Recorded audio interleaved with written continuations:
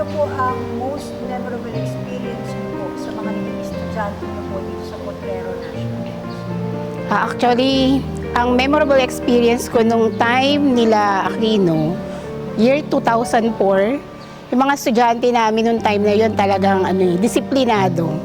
Mababait sila, kahit na nagmi-meeting kami ng faculty, patatawag kami ng principal, walang teacher sa mga classroom, tahimik sila, hindi sila nag-iingay. Iiwanan mo lang ang gagawin yan. Pagkatapos namin ng meeting, pagbalik namin sa classroom, ganun pa rin sila. Talagang ginagawa nila lahat ng pinagagawa namin. Ang mga 2004 batch, yan yung mga mahihilig sa mga activities. At ang mga batang to ay mga napakabait, matatalino at may initiative. Kaya ito na yung naging mother school ko ever since kasi dito na ako nag-start. Kaya wala akong memories na makakalimutan kasi dito ako nag-start. Ang mga bata ngayon, mga estudyante namin ngayon, mga anak na ng mga estudyante namin noon, lalo na sa batch ng 2004. During that time, ang school namin kasi hindi ganito siya kalaki. Even though maliit yung school namin that time, talagang napakasaya. Mapipil mo sa bata yung unang-una, yung respeto nila sa mga guro. Lalo na yung sa batch ni Aquino Plotado. Talagang mga behave sila. Yung respeto nila sa teacher, iba.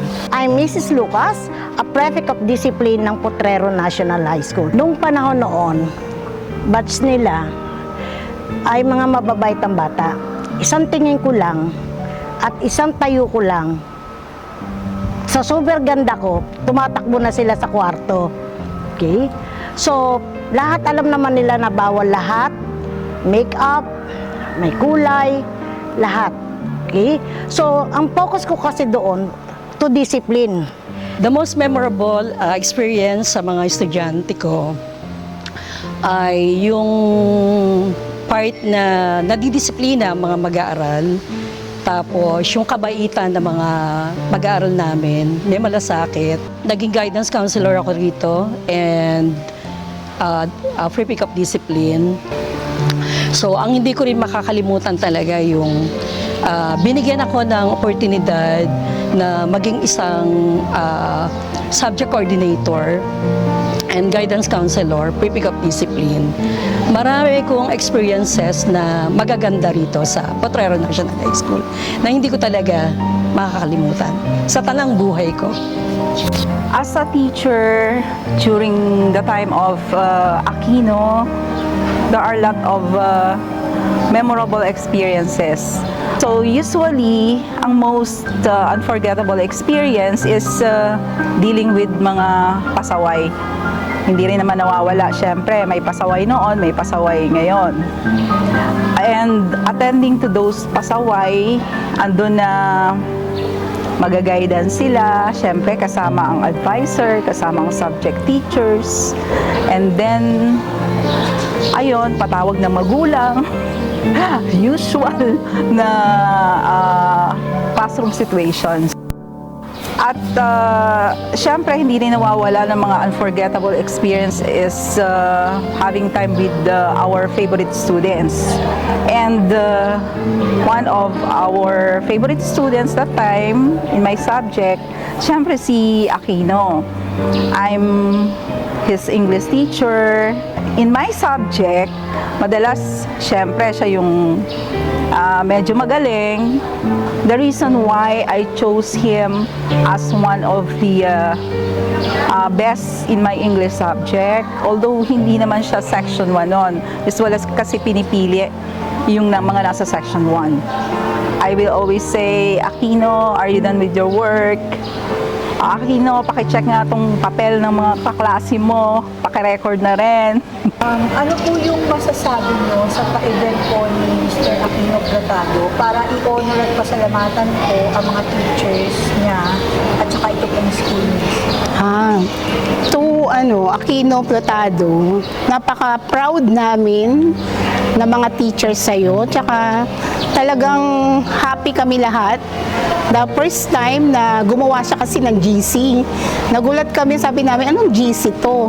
Ayun pala, gumawa siya ng GC ng mga teacher niya, noong time na 2004. And then, yung mga friends niya, yung mga close friends niya, classmate niya, sinama niya sa GC. And then, nung time na yon, doon siya nag-start magsabi na magpe-payback daw siya. Sabi namin, wow, bihira yan sa estudyante. Nakakaalalang bumalik sa school ng pinanggalingan niya.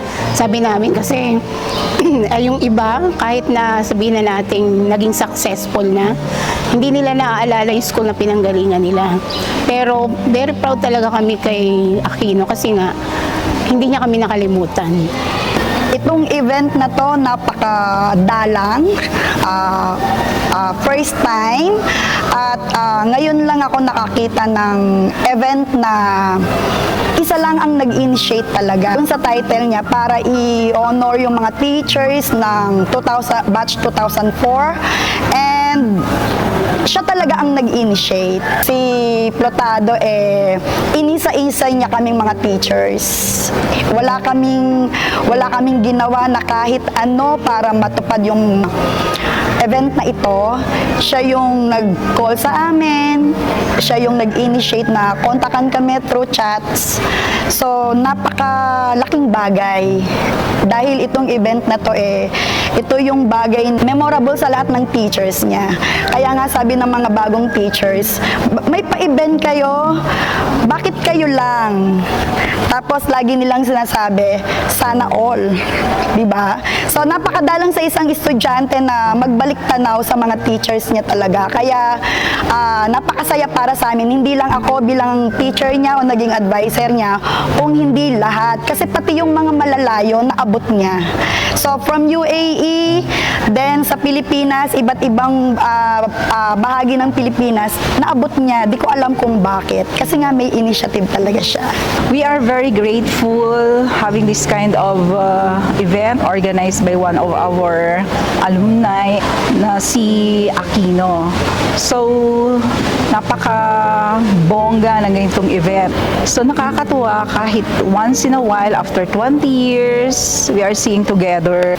Siguro ang pwede kong pasalamatan, kauna-unahan syempre, ang former student namin na si Sir Aquino Plotado, na mataas ang respeto at paggalang ko sa kanya bilang mag-aaral ko nung ako ay nagtuturo ng asignaturang Pilipino noon, na napakabait ng batang yan at higit sa lahat, tahimik lang siya sa klase, pero makikita ko na talagang hindi ko nga akalain na siya ay maging isang ganap na sabihin natin na mayaman, no? Super yaman niya na. Kasi syempre, ang magiging stepping stone kasi natin ay yung paghihirap, pagsisikap sa isang banda. Kaya ko yun parang naging honor para sa akin at karangalan bilang isang mag-aaral na simpleng tao pero meron siyang inaabot na tagumpay para sa buhay niya. Kaya sa akin talagang devoted ako para sa kanya as my student. Talagang simpleng tao, talagang I honor. Actually, this kind of event, hindi to mai-experience kahit sa school nyo, kahit sa dati nyo di ba? It's only in Potrero National High School.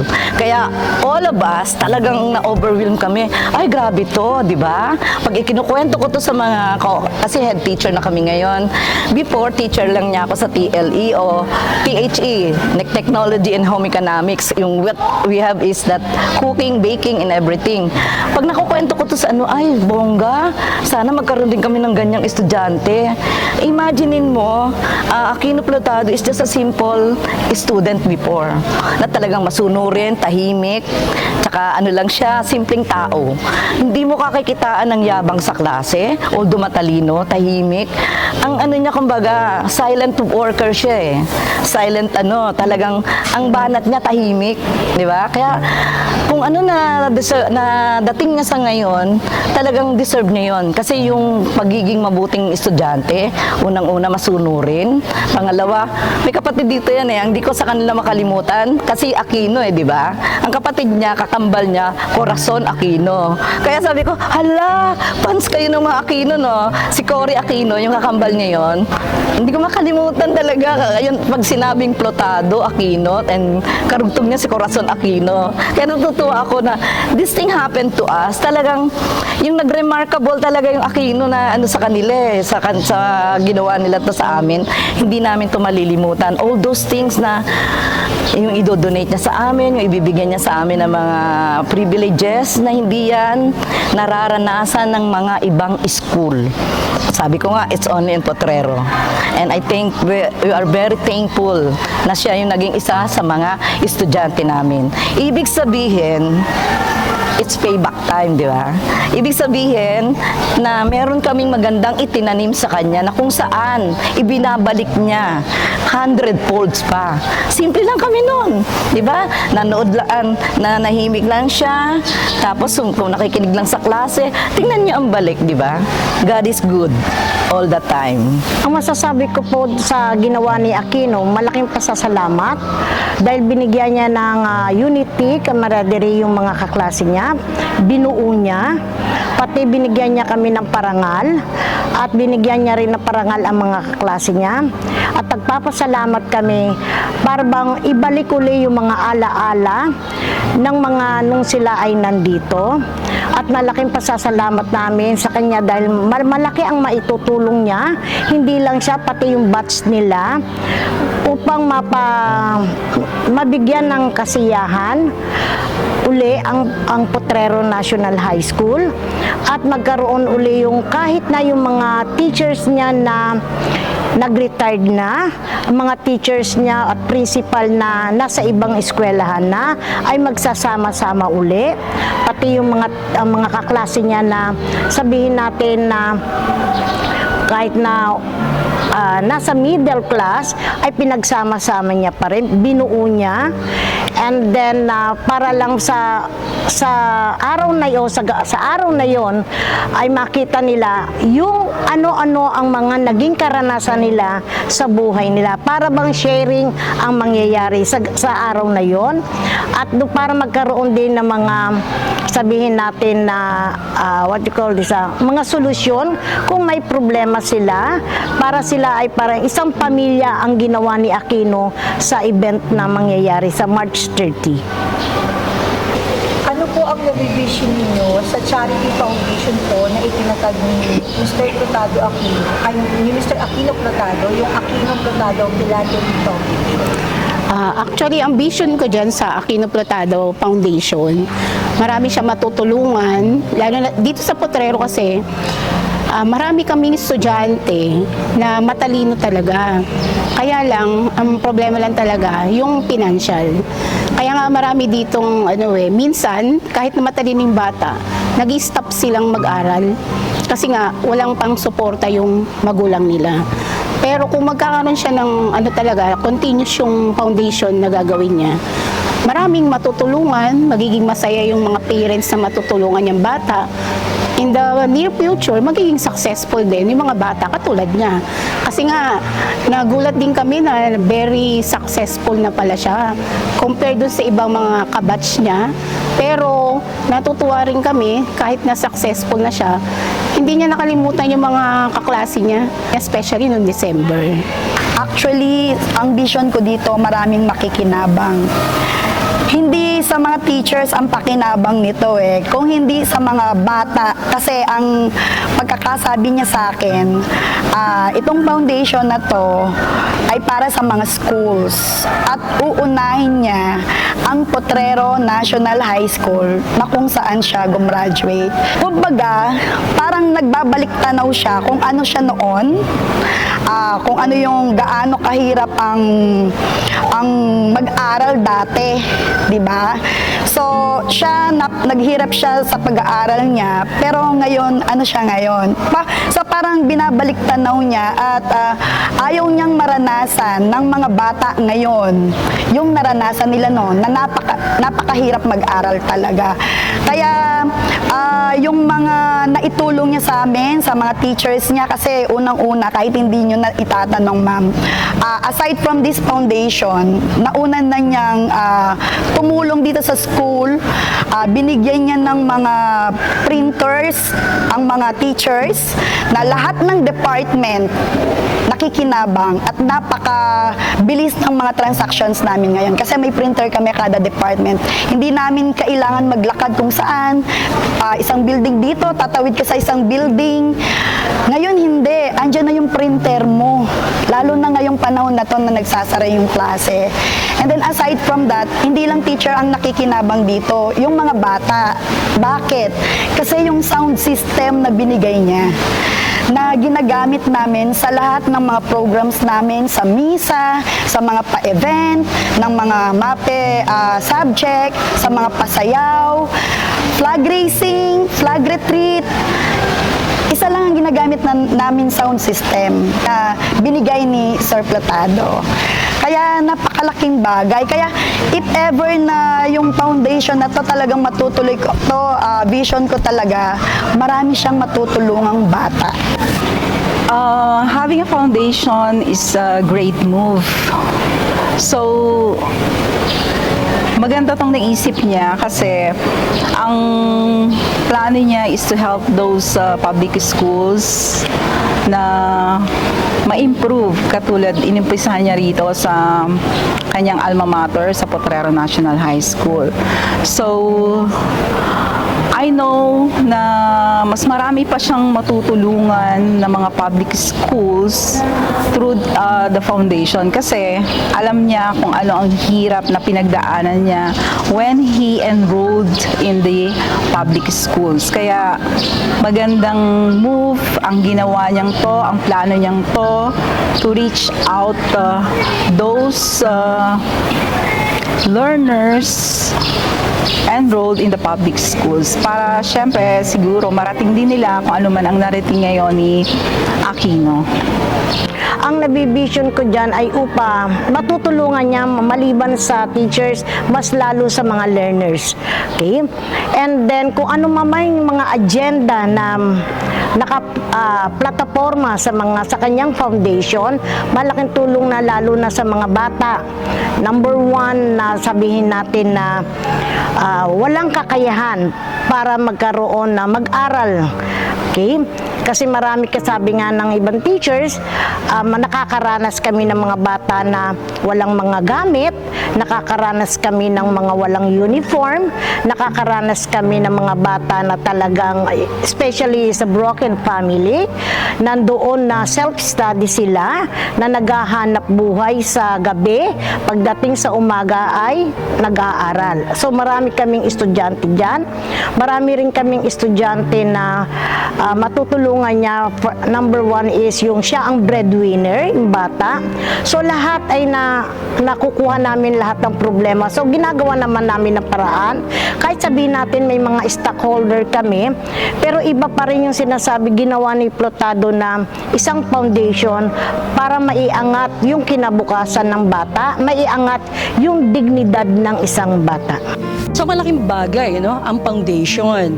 Sabi nga nila, although na kailan lang din yan, pero sa part ko bilang isang teacher niya, bilang ikalawang magulang niya, malaking tulong yan para sa mga mag-aaral ng Potrero National High School. Like for instance, sabi nga natin na mapagandang eskwelahan, no? Tapos magkaroon ng sasakyan na para halimbawa may mga competition, magamit yung mga sasakyan na yon na talagang libre at bukal sa kalooban ni Aquino Plotado yung pagtulong nang walang hininting balik, kumbaga. Kumbaga kung isang loob ang paraan ng pagtulong.